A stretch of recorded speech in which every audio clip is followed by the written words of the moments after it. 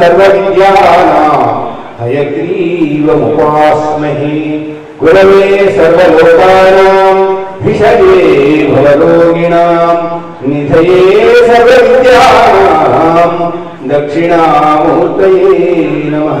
सीतारामचंद्र भगवान की, सीतारामचंद्र भगवान की, सीता माता की, पवन सुत भगवान की। हर नमः पार्वती पते, हर हर महादेव। రామయజ్ఞ కార్యక్రమం తలపెట్టినటువంటిది మన ప్రాంతం లోపల, మన జిల్లా లోపలనే చాలా ఉత్కృష్టమైనటువంటి కార్యక్రమం. ఇంతవరకు ఎక్కడ కూడా ఇన్ని విధాలుగా ఈ షోడశకు 16 రోజులు దీక్షలో ఉండి చేసిన అద్భుతమైనటువంటి మహాద్భుతమైనటువంటి దివ్య కార్యక్రమం కేవలం వారి ఒకరికే కూడా కాదు, ఇది జ్యోతిర్వాసు విద్యాపీఠం వరకే కాదు, సమస్త భూమండలంలో ఉన్నటువంటి సమస్త ప్రాణుల కొరకు ఏర్పాటు చేసినటువంటి కార్యక్రమం.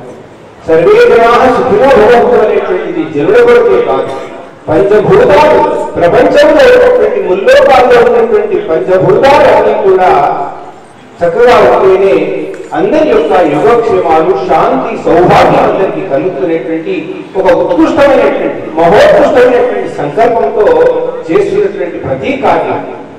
ఇంతవరకు నభూతో నా భవిష్యత్ అన్నట్లుగా మన యొక్క జ్యోతిర్వాసు విద్యాపీఠం కార్యక్రమాలను సంకల్పించి మొదటి నుంచి చేస్తున్నటువంటి విషయం, దానికి 21 సంవత్సరాల నుంచి చేస్తున్నటువంటి తపస్సు అంటే ఈ ఒకరోజు చేస్తున్నటువంటి తపస్సు కాదు, 2 సంవత్సరాల నుంచి చేస్తున్నటువంటి తపస్సు కాదు, గత 24 సంవత్సరాల నుండి మొదలు వారి ఇంట్లో ప్రారంభమైపోయింది, ఇంటి నుంచి ఇప్పుడు ప్రపంచం వరకు వెళ్ళిపోతుంది. ఈ విధంగా వ్యక్తి నిష్ఠయే సమాజ నిష్ఠగా, సమాజ నిష్ఠయే దేశ నిష్ఠగా, దేశ నిష్ఠయే ప్రపంచ నిష్ఠగా, ప్రపంచ నిష్ఠయే ముల్లోకాల నిష్ఠగా కొనసాగుతుంది. అటువంటి దానికి వారి సంకల్పం, పూర్వజన్మ సుకృతం, ఆ దైవమైనటువంటి ఒక అద్భుతమైనటువంటి వరం, ఆ యొక్క శక్తితో మనం తెలుసుకోక తప్పదు. ఆ విధమైనటువంటి కార్యక్రమంలో మనం చేయకున్నాం.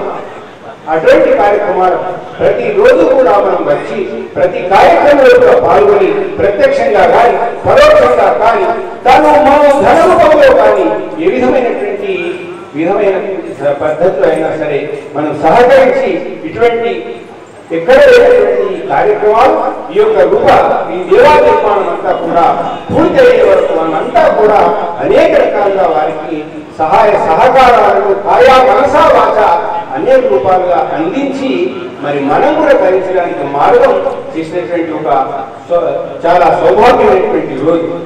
ఇటువంటి రోజు మరి ఒక్కొక్క దేవా నిర్మాణంలో చేస్తున్నటువంటి వేలాది దేవతల ప్రతిష్టలు చేసేటువంటి దాంట్లో ప్రథమంగా క్షేత్ర పాలకులుగా మరి కేవలం ఒక సీతను కాదు, కేవలం ఒక రాముని కాదు, ఎక్కడైనా విధంగా నవాయతన ప్రకారంగా ఆ శ్రీరామచంద్రుడిని పూర్తి అవతారమెత్తి మనకు సకల మనిషి యొక్క జన్మకు కావాల్సినటువంటి సార్థకత కావాల్సినటువంటి దిశ ఆ యొక్క గుణాధిపతి ఆ సుగుణాభిరాముని పురుషోత్తముని ఈ యొక్క క్షేత్రానికి క్షేత్రపాలకంగా చేస్తూ అద్భుతమైనటువంటి ఆవరణ పూజలు చేసినటువంటి విధం నా భూతో నా భవిష్యతి. అనేక గ్రంథాలు ఉన్నాయి, రాముడు గురించినటువంటి అనేక మంది కవులు, ఋషులు, మునులు రాసినటువంటి పండితులు రాసినటువంటి అనేక గ్రంథాలను శోధించి సాధించి దానికి ఒక అద్భుతమైనటువంటి రూపకల్పన చేసి ఆ విధంగా భాగాల వారంగా చేసి ఒకరికి పారాయణం, ఒకరికి అర్చనా కార్యక్రమం, ఒకరికి మహాయజ్ఞము. అంతేకాకుండా కలియుగంలో కూడా మనిషికి ఉండేటువంటి పరిస్థితిని బట్టి కీర్తన మోక్షం లభిస్తుందని చెప్పి కీర్తన వలన మనిషికి మోక్షం లభిస్తున్నటువంటి అటువంటి అమోఘమైనటువంటి ఆ రామమంత్రం, అమృతంతో సమానమైనటువంటి ఆ రామమంత్రాన్ని మనందరికీ కూడా పిబరే రామరసం, ఆ రసాన్ని మనకు తాగిస్తూ ఈ విధంగా మనందరి జీవితాలు ఉద్ధరించేటువంటి ఒక శుభ సందర్భం వేళ మన యొక్క అవకాశం మనకు రావడం అదృష్టంగా భావించి ఆ రాముని యొక్క పేరు ఉంది రా అని మనం అన్నప్పుడు నోరు తెరవబడి మనం చేసినటువంటి అంతర్గత పాపాలన్నీ కూడా అవతల వెళ్ళిపోతాయి. మా ఎప్పుడైతే అంటామో అవతలకు పోయినటువంటి పాపాలు మళ్ళీ నోటిలో చేరకుండా పెదవులు మూసుకోబోబడతాయి. కాబట్టి మన అంతర్గతంగా చేసినటువంటి మన పాపాలన్నీ కూడా తొలిగిపోయి మనకు సౌభాగ్యాలను మనలో చిత్తశుద్ధి ఉంటే కార్యసిద్ధి అవుతుంది. అటువంటి చిత్తశుద్ధిని ఏర్పాటు చేసినటువంటి రామమంత్రం మహామంత్రాన్ని తారక మంత్రం అని అంటారు. వేరే ఏ మంత్రం లేదండి ఆ పేరు. తారక మంత్రం అనేటువంటి రామమంత్రాన్ని మనకు ఈ విధంగా వినిపిస్తూ పఠింపజేస్తూ ఆచరింపజేస్తూ అర్థంలో చేస్తూ ఈ విధంగా తెలుసుకునేటువంటి జ్యోతిర్వాసు విద్యార్థులం మా పీఠానికి మనం ఎన్ని చేసినా ఆ రుణాన్ని మనం తీసుకోలేదు. కాబట్టి ప్రతిరోజు చేసేటువంటి కార్యక్రమాలకు మనం వచ్చి చూస్తేనే మనకు ఆ యొక్క ఫలితం వస్తుంది. అందులో భాగంగానే మరి రాముడు బాల్య వయసులో ఉన్నప్పుడు ఒక సంఘటన జరిగింది.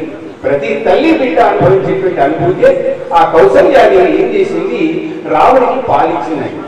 పాలు మీద తాగి చిన్న పిల్లవాడు, అప్పుడు సంవత్సరం పిల్లవాడు ఉన్నాడు. ఆ విధంగా ఓటిలో పండుగట్టుకుని తల్లి పాలు తాగిన తర్వాత పిల్లవాడు తృప్తిపడి ఒడిలో కూర్చుని పడుకున్నప్పుడు తల్లి ఎన్నో ముద్దు ముచ్చట్లు ఆ పిల్లవాడికి చెప్పడం ఆనవాయితీ. అదే ప్రకారంగా మరి సీతామ ఆ విధంగా కౌసల్యాదేవి కూడా ఆ రాముని తన ఒడిలో పడుకోబెట్టుకొని అప్పుడు ఈ విధంగా మాట్లాడుతున్నది. మనం అంటాం ఆ విధంగా నా బిడ్డని నా కన్నని ముదుగన్నా మా నాన్న పేరు ఏంటి, చెల్లి పేరు ఏంటి, లేదా ఏదో చిన్న చిన్న మాటలు పిల్లవాడికి వస్తున్నప్పుడు మనం వినాలనేటువంటి కుతూహలం. ఆ సందర్భంలో కూడా మరి కౌసల్యాది ఆ బాలరామునితో ఏం మాట్లాడిందో చిన్న పద్యం లోపల మనం తెలుసుకుందాం. తాను రాములు ఒడిలో పండబెట్టుకొని తన శిశువుతో తన కొడుకు రాముడిని మాట్లాడుతున్న తల్లి. తాను రాములు తండ్రి పేరువయ్యా, తండ్రి పేరువయ్యా దాచాతమారాలు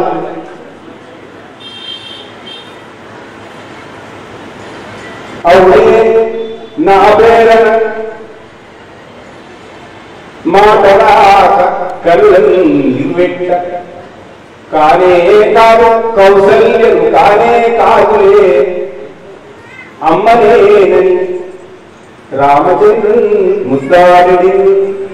అంటే ఆ కౌసల్యాదేవి పిల్లవాడిని అడిగింది, నీ పేరు ఏంటంటే లాభంలో అన్నరా.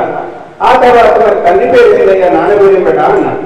అప్పుడు దాచాత మారాలు అన్నాడు. దశరథ మహారాజు అంటారు కదా, దాచాత మారాలు అన్న తర్వాత నా పేరు పెడా అని అడిగింది.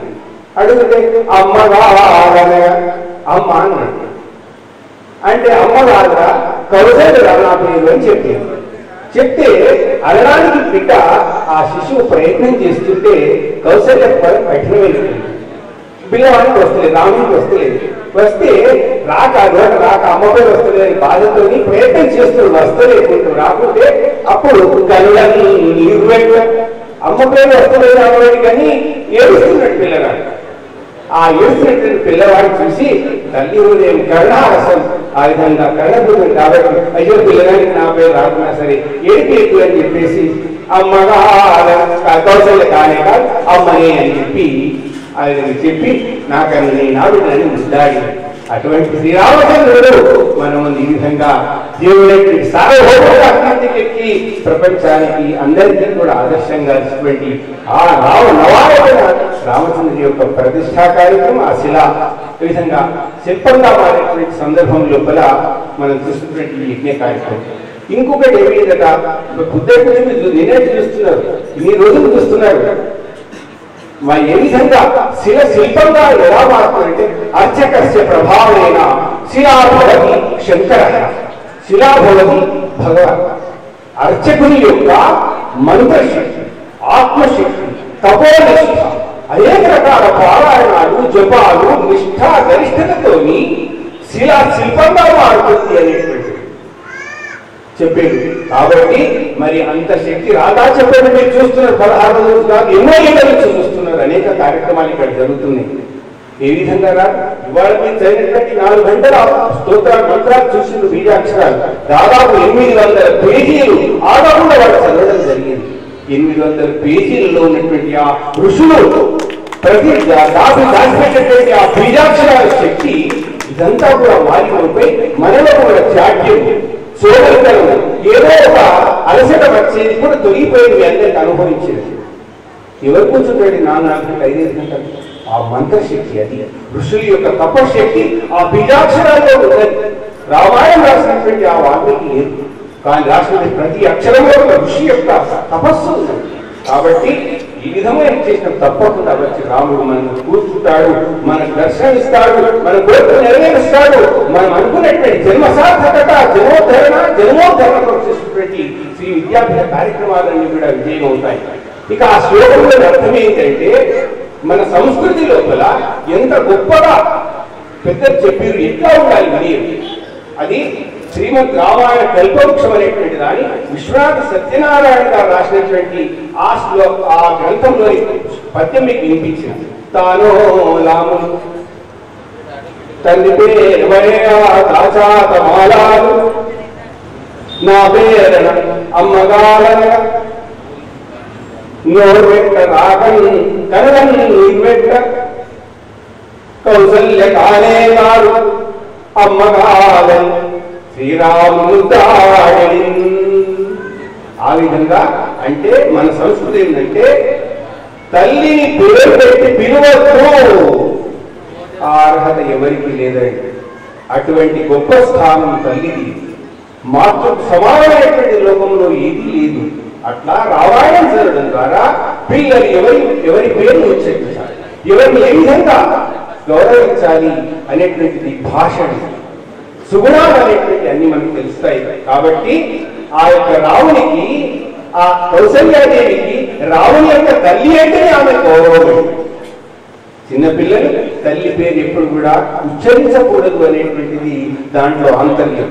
ఇటువంటి ఎన్నో సుగుణాల సంపద గని మన రామాయణము, రాముని చరిత్ర. అటువంటి దివ్యమైనటువంటి ఆ రాముని యొక్క దశావతారాలు ఇంకా చాలా అమోఘమైనటువంటి పూజ చేసుకుంటూ ధరిద్దాం. అందరం కూడా దాంట్లో పాల్గొని ఆ రాముని యొక్క అనుగ్రహాన్ని పొందుదాం. ఈ అవకాశాలకు విద్యార్థి గురువు గారికి నమస్కారం తెలుపుతూ. Hi everybody, this is Kiriti Damaraju. Like, share and subscribe to Saira TV. Oh Saira!